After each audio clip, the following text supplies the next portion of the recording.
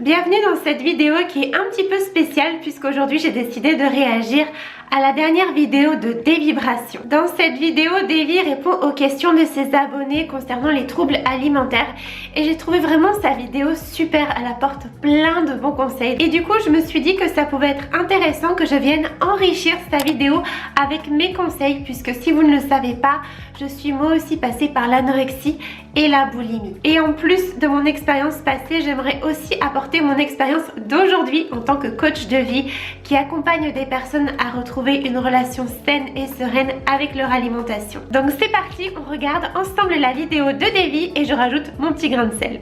Comment t'es-tu rendu compte que tu étais anorexique? Déjà, je vais faire un petit point sur la notion de anorexie, boulimie, hyperphagie, etc. et de ce que moi j'en pense personnellement. Pour moi, je trouve ça un peu dommage qu'on mette des étiquettes en fait sur chaque trouble du comportement alimentaire. Parce que quelqu'un qui est atteint d'anorexie, directement on s'imagine la personne super maigre, la peau sur les os, en danger physiquement.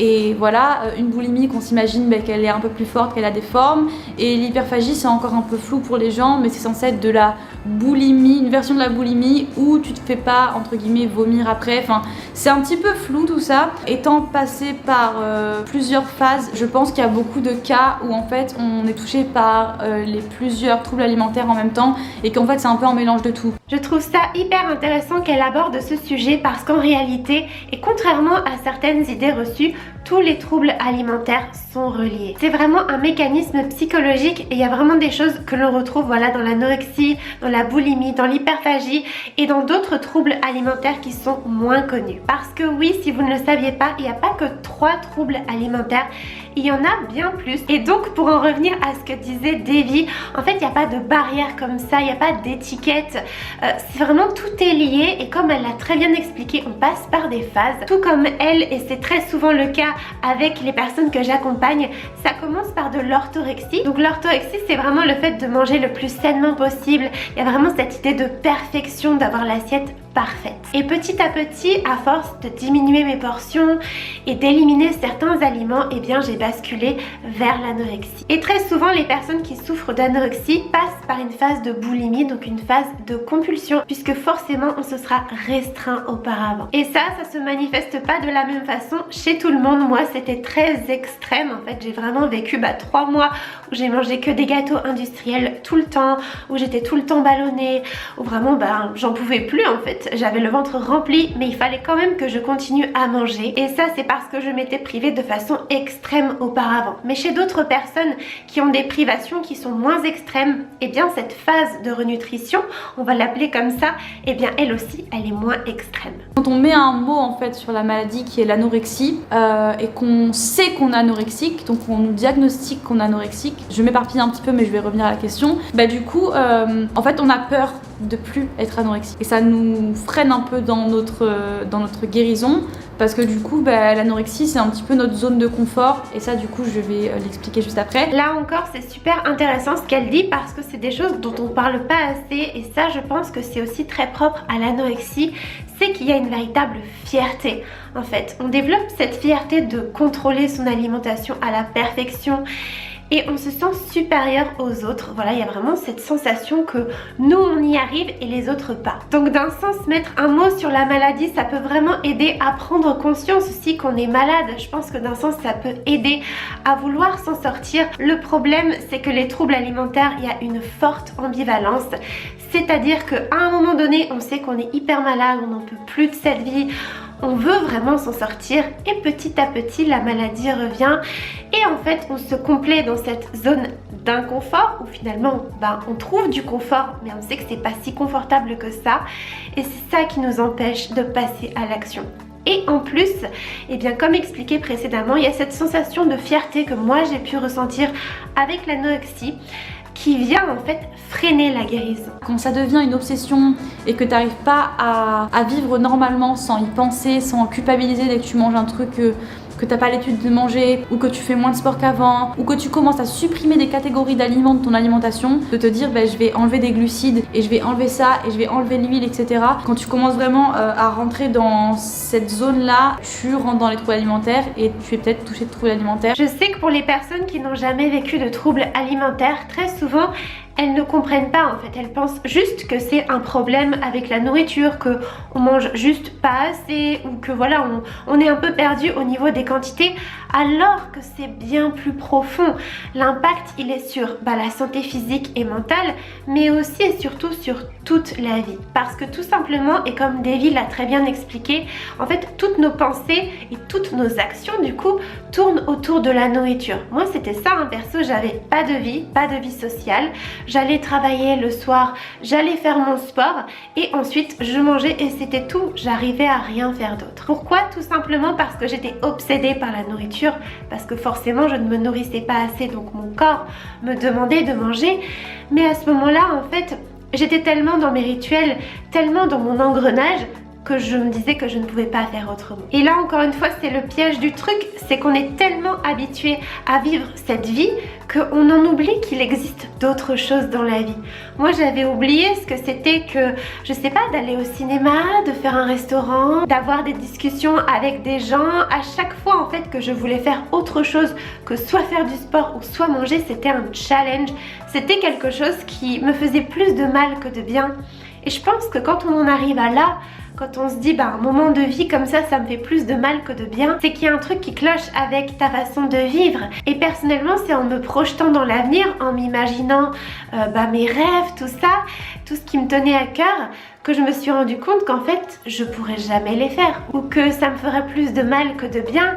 Et ça m'a permis de prendre petit à petit du recul sur mon quotidien, où je me suis rendu compte que ouais, je ne faisais rien de ma vie, ça me bloquait toute ma vie. Et c'est pour ça que ça me tient tellement à cœur d'avoir ouvert ce coaching Savoure la vie et aussi d'avoir créé mon programme Manger en toute sérénité, parce que c'est là en fait où j'explique toutes les clés qui vont permettre à mes coachés ou aux personnes qui rejoignent les programmes de se sortir de tout ça véritablement. Et c'est pas juste retrouver une relation saine et sereine avec son alimentation, c'est simplement revivre, retrouver la liberté, retrouver la santé et la joie de vivre. Je me trouvais jamais assez parfaite, donc j'étais tout le temps en jogging, etc. Et ma mère a dû me mettre dans un bain chaud ce jour-là, et quand elle a vu l'état de mon corps, elle a pris un rendez-vous dans une clinique spécialisée pour les troubles alimentaires, dont je vais parler juste après. Et du coup c'est là qu'on m'a diagnostiqué que j'étais anorexique. Je faisais 45 kg pour 1m70. Alors dans mon cas j'ai jamais été diagnostiquée, et pourtant je suis allée plusieurs fois chez le médecin, j'ai même été aux urgences, et en fait à chaque fois on m'a laissé repartir. Je vivais loin de mes parents, donc mes parents savaient qu'il y a quelque chose qui n'allait pas, et ils ont eux aussi voulu m'envoyer en fait voir quelqu'un, mais je refusais en fait. J'étais comme Davy en fait, parce que c'est ça aussi qui est compliqué, c'est que on n'a pas envie de se faire aider dans un premier temps en tout cas. On est dans le déni, on veut pas reconnaître qu'il y a quelque chose qui va pas, parce que dans notre tête on fait tout parfaitement.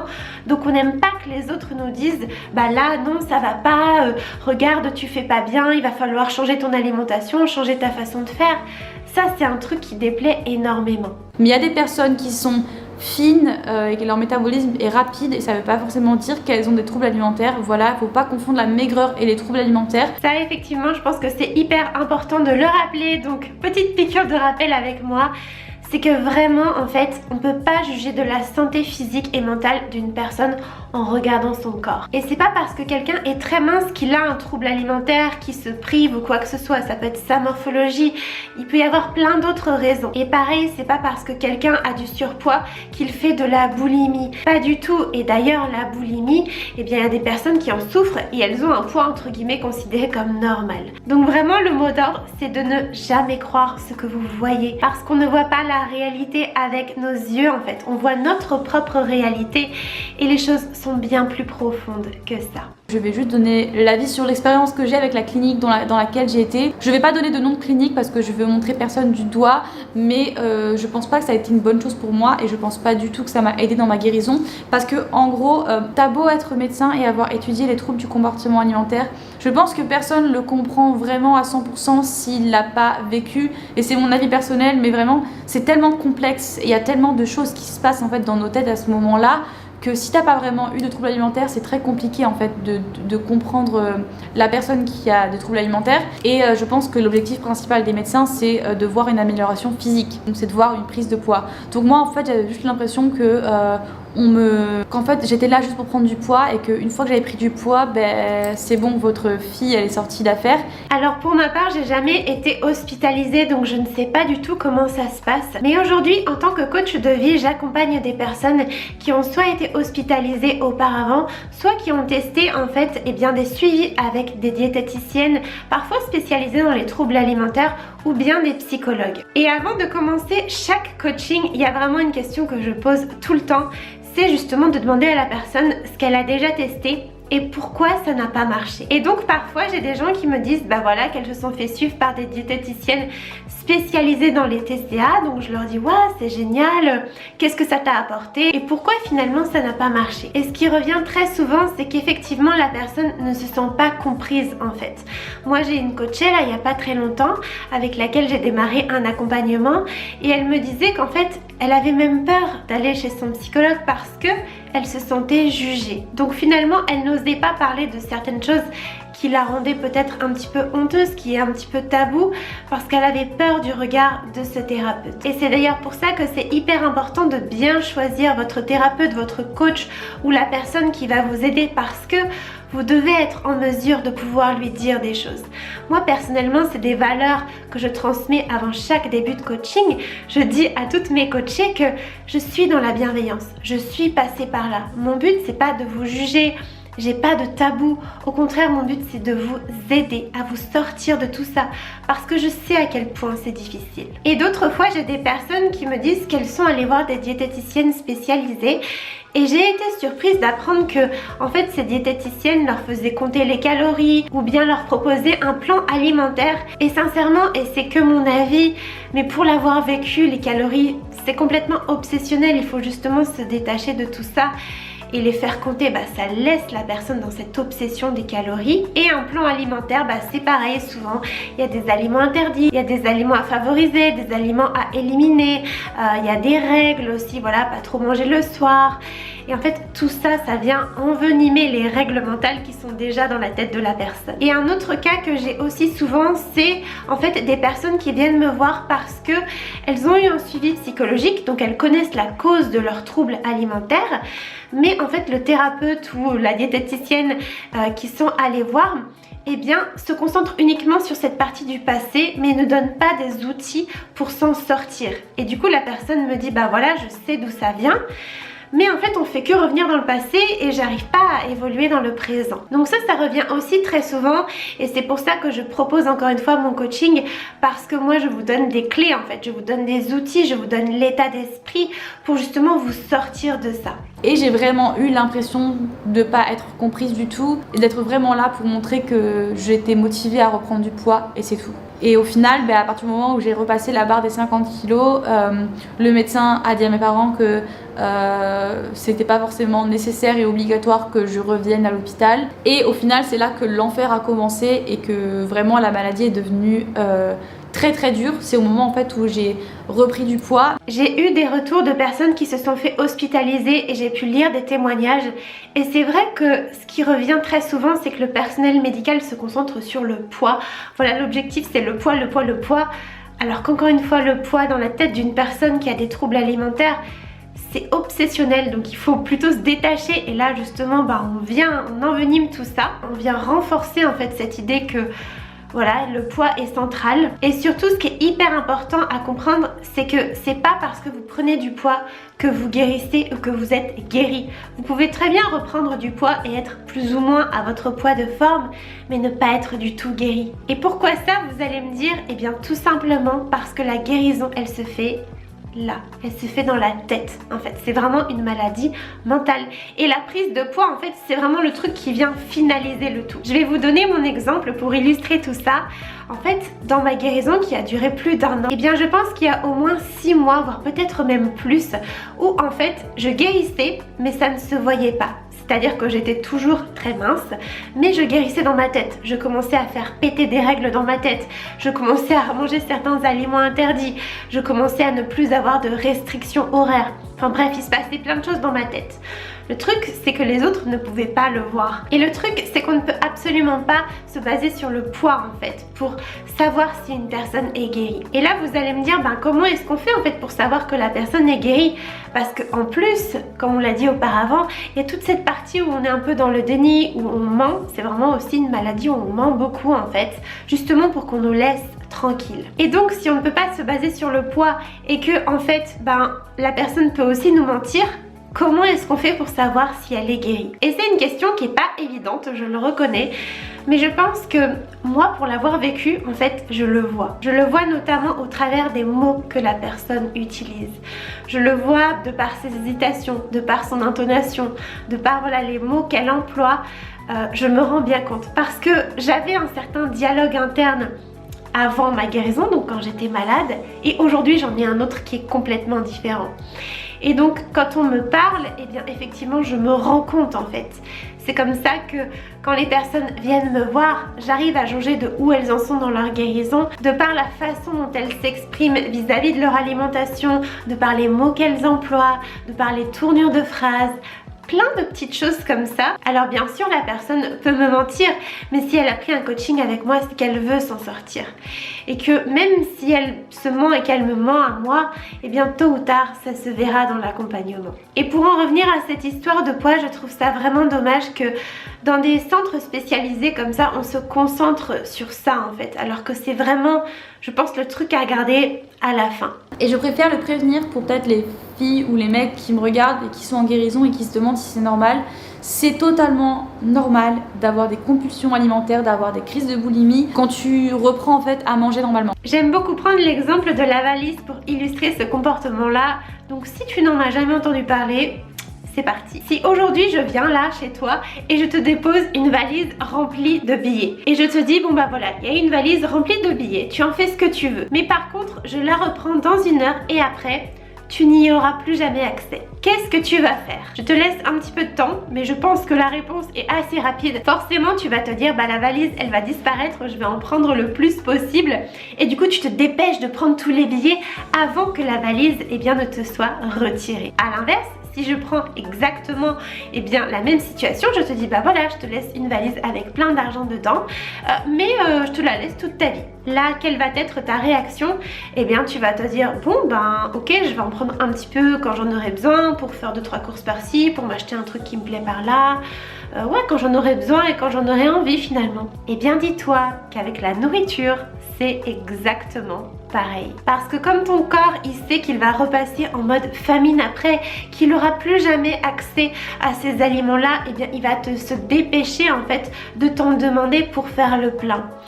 Et donc c'est ça le piège. Le piège, c'est après de se dire je me mets en mode famine. Que si tu te réautorises progressivement les aliments, et c'est ce qu'on travaille en coaching et dans mon programme, ces crises vont progressivement disparaître. Si vous avez une crise ou une compulsion, laissez passer la chose et même si c'est très dur de ne pas culpabiliser, parce que je sais que c'est dur et je suis passée par là et ça prend énormément de temps d'arrêter de culpabiliser pour ce genre de choses, mais juste dites-vous que ça fait partie du chemin. C'est exactement ça, et il faut bien comprendre que en fait c'est long, c'est vraiment très long la guérison, et que même après avoir retrouvé un certain poids, on va dire, même si vous commencez à prendre du poids, il y aura d'autres phases comme ça de compulsion, même si j'aime pas forcément trop les appeler comme ça parce que c'est connoté négativement, mais des moments où vous allez manger énormément en fait. Et il faut bien comprendre que si ça arrive, c'est que c'est normal, vous avez prié votre corps pendant très longtemps et il a besoin de ça. C'est pas qu'il est contre vous, c'est pas qu'il veut vous embêter, c'est qu'il en a besoin et qu'il a besoin de temps pour vous refaire confiance, parce que lui il sait pas finalement. C'est comme l'exemple de la valise que j'ai pris tout à l'heure. Il se dit ça se trouve là, il ou elle me donne à manger maintenant, mais demain j'aurai plus rien, ça va retomber en mode famine. Donc il fait pas confiance, donc il va envoyer ces signaux. Que si vous ne cherchez pas à compenser avec des vomissements, avec du laxatif ou avec tout plein de sport ou du jeûne comme moi j'ai pu le faire, et que vous lui donnez ce dont il a besoin et que vous honorez votre faim et vos envies, parce que parfois on n'a plus faim, on a le ventre qui est gonflé mais on a hyper envie de manger, et là dans ces cas-là il faut manger, oui, et si vous faites ça, vous allez faire comprendre à votre corps que la nourriture elle ne sera plus jamais rare. Parce que c'est ça qui entraîne les compulsions, c'est en fait l'effet de rareté. c'est parce que cet aliment dans votre tête il est rare, il est interdit, vous y aurez pas droit, donc ça rend le truc encore plus désirable. Et en plus, comme souvent on se sous-alimente, eh bien on n'a pas assez d'énergie et donc le corps en redemande. Comme l'a dit Devi, elle l'a super bien expliqué, l'erreur que vous faites aujourd'hui c'est de compenser par derrière. Dites-vous quand ça arrive que c'est ok, vous ne faites rien de mal, vous écoutez votre corps et votre esprit et c'est comme ça que vous allez y arriver. Mon conseil principal, ce serait juste de laisser votre physique de côté et prenez soin de ce qui se passe à l'intérieur et dans votre tête. C'est exactement ça et c'est d'ailleurs la première partie de mon programme Manger en toute sérénité ou de ce qu'on aborde en coaching, c'est vraiment en fait de laisser tomber cet objectif physique parce que le contrôle de l'alimentation a pour origine le contrôle du corps, de l'apparence physique.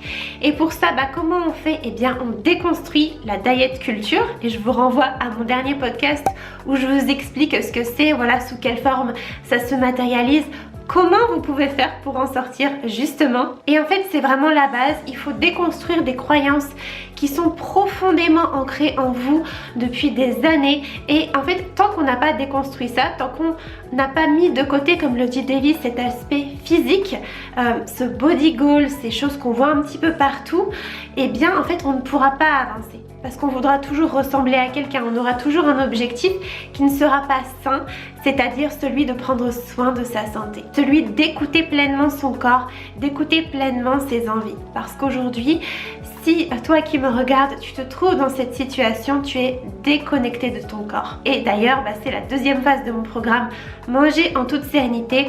On apprend à se reconnecter à son corps. Et ça aussi, c'est une phase essentielle qu'on voit plus en profondeur dans le programme. C'est pas en essayant d'être le miroir du monde extérieur et d'une société qu'on idéalise entre guillemets, c'est un peu cliché ce que je suis en train de dire, mais c'est pas en essayant d'être le miroir de ça qu'on va enfin avoir de l'estime pour nous-mêmes. La relation que vous avez aujourd'hui avec votre alimentation, c'est le reflet en fait de la relation que vous avez avec vous-même à l'intérieur. Et c'est exactement ce que dit Devi en fait, c'est vraiment un problème d'estime de soi. Et c'est comprendre que c'est pas votre corps le problème, c'est pas votre manque de volonté le problème, pas du tout. C'est en fait des choses qui sont extérieures à vous, qui viennent vous faire croire que vous avez un problème. Mais en réalité, ce n'est pas le cas. Toutes les clés, elles se trouvent à l'intérieur de vous et non pas à l'extérieur. Et ça, c'est vraiment l'erreur que font très souvent les gens quand ils cherchent à aller mieux. Ils cherchent des solutions à l'extérieur. Ils se disent qu'il faut ressembler à un tel, qu'il faut faire comme un tel, qu'il faut prendre ce truc miracle. Alors qu'en fait, la solution, c'est d'apprendre à retourner à l'intérieur. Parce qu'on est tous différents. Et ce que je fais, ce que fait un tel, eh bien, c'est pas en fait ce qui va vous permettre à vous de vous sentir bien, d'être aligné. Les aliments que je mange, c'est peut-être pas les aliments que vous allez aimer manger. Les quantités que je mange, ça va pas être les quantités dont vous aurez besoin pour vous sentir bien. Et c'est normal parce que, effectivement, on a tous des points communs, mais n'oublions pas qu'on est tous des êtres individuels. Possible de rester fit en sortant de l'anorexie, je l'espère. Déjà dans cette question, il y a une grosse bête noire qui va pas. C'est peut-on rester fit en sortant de l'anorexie? Ça voudrait sous-entendre qu'être anorexique, ça voudrait dire être fit. Je pense qu'il faut qu'on redéfinisse ce terme de fit et je pense que ce terme de fit ne devrait même plus être utilisé. Vous voyez, tout à l'heure, je vous parlais qu'il y a certains mots, certaines tournures de phrases qui m'indiquent en fait de l'état de guérison de la personne.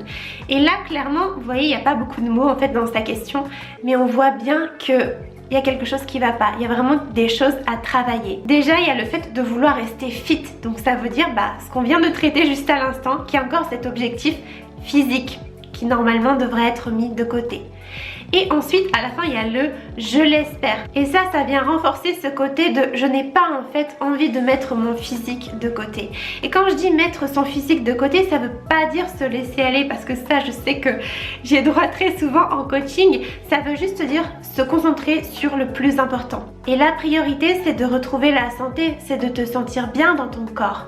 Donc, peu importe que tu aies un ventre parfaitement plat ou des abdos saillants, tout ça, on laisse de côté. Mais ça veut pas dire que tu vas te laisser moisir, entre guillemets, parce que c'est souvent ça, malheureusement, cette image qu'on a qui en fait refait partir dans l'autre extrême, c'est soit je suis parfaite ou soit encore une fois je me laisse complètement aller, ça part en vrille et ça c'est l'effet foutu pour foutu. Et ça c'est vraiment propre à ce genre de trouble, c'est que souvent c'est soit tout ou rien. Non, ça veut juste dire qu'on met de côté, on met en pause cette partie-là et on se concentre vraiment sur ce qui compte. Donc il faut juste arrêter avec ce mot fit et arrêter aussi de associer la maigreur et le fait d'être mince en fait au fait d'être en bonne santé. Ça aussi c'est un travail que je fais avec mes coachés, c'est le fait de redéfinir les mots. Donc vraiment les mots c'est hyper important, moi je travaille beaucoup avec ça. Par exemple être fit, qu'est-ce que ça veut dire pour toi? Parce que je suis sûre que ta définition à toi c'est pas ma définition à moi. Pareil, qu'est-ce que ça veut dire manger sainement? Parce que manger sainement, et ça je l'avais dit dans un de mes podcasts, c'est pas manger le moins de calories possible. C'est pas virer certains aliments, c'est pas ne plus manger de glucides, c'est pas avoir l'assiette parfaite H24, c'est pas ça manger sainement. Donc vraiment c'est hyper important parce que les mots que vous allez employer vont avoir une incidence sur vos actions. Et vos actions vont provoquer des résultats dans votre vie. Donc en fait il faut revenir à vos pensées, à la façon dont vous vous parlez pour transformer votre réalité. Il y a des personnes qui sont naturellement super fines, il y a des personnes qui font ma taille et qui font 10 kilos de moins que moi et qui sont en pleine santé. Moi si je perds 10 kilos, je vais perdre mes règles, je vais avoir les cheveux qui tombent, je vais être tout le temps affamée et je vais juste pas être bien. Donc il faut juste arrêter avec ce mot fit. Moi typiquement comme Davy, si aujourd'hui je veux avoir un taille gap, donc c'est l'écart entre les jambes, il va falloir que je perde plus de 10 kilos comme ce que j'avais avant et en fait je serai en très mauvaise santé. Donc non, il faut vraiment prendre conscience qu'il y a plein de corps, qu'aucun corps n'est plus beau qu'un autre, contrairement à ce qu'on veut nous faire croire, que chaque corps, tout comme chaque personnalité, a sa place dans ce monde et vraiment se concentrer sur sa vie à soi et arrêter sans cesse de se comparer et de se dévaloriser. Je sais que mon plus gros combat en fait ça a été de guérir de la maladie, ça n'a pas été la maladie en elle-même parce que la maladie au final c'était vraiment ma zone de confort. Le plus dur c'est effectivement la guérison, c'est le travail que je fais en coaching et c'est pour ça que je propose ce coaching parce que seul c'est vraiment très dur pour l'avoir fait, je sais à quel point c'est dur. Donc c'est hyper important de le comprendre mais aussi comprenez bien parce que là je vous fais peut-être peur, vous vous dites bon ok si c'est trop dur j'ai pas envie. Et c'est ça le piège en fait. Faut bien vous dire que oui c'est dur, mais que plus vous éviterez cette phase de guérison, plus vous allez vous ancrer dans votre trouble. Alors que si vous vous dites bon, eh bien je décide de guérir, je fais de ma santé ma priorité, je sais que ça va être dur, mais c'est qu'une phase. Et c'est ça le message que je voudrais vous faire passer, c'est que la guérison, c'est long mais c'est une phase. Et que après, et je vous parle par expérience, une fois qu'on a passé cette phase qui est dure, eh bien on revit.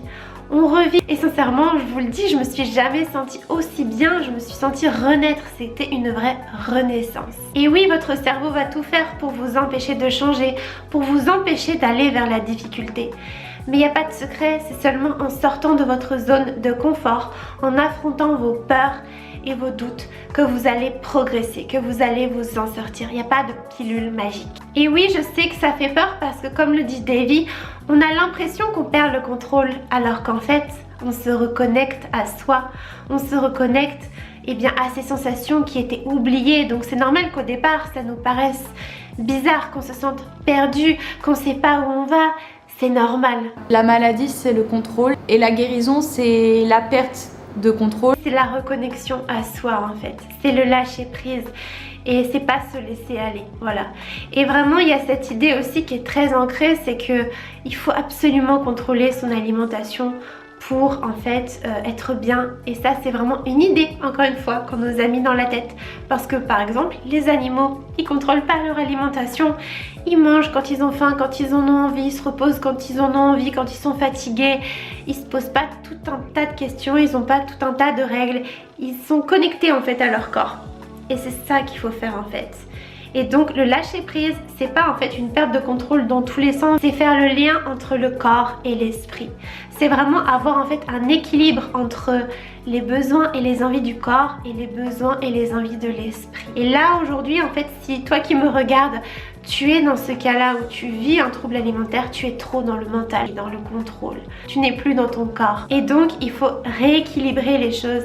Et quand tu auras rééquilibré tout ça en fait, eh bien tu arriveras à te construire une vie dans laquelle tu te sens extrêmement bien. Ton corps il est là pour être accepté, ton corps il est là pour être célébré et ton corps il est là pour te faire vivre en fait, et pour s'écorcher, et pour grossir, et pour maigrir, et pour avoir des cicatrices, c'est ton véhicule de tous les jours. Je trouve ça super beau ce qu'elle dit et c'est totalement ça, le corps il est pas fait pour répondre aux idéaux de beauté de la société moderne, parce que si tu ne le savais pas et si tu regardes il y a 200 ans en arrière, eh bien la femme parfaite ou l'homme parfait entre guillemets, enfin le corps qu'on nous montre partout comme étant le corps parfait, ce n'était pas du tout celui que tu vois aujourd'hui. Ton corps il est pas fait pour rentrer dans une taille de jean, non, ton corps c'est ton véhicule céleste, c'est ton temple sacré, voilà, moi j'aime bien l'appeler comme ça.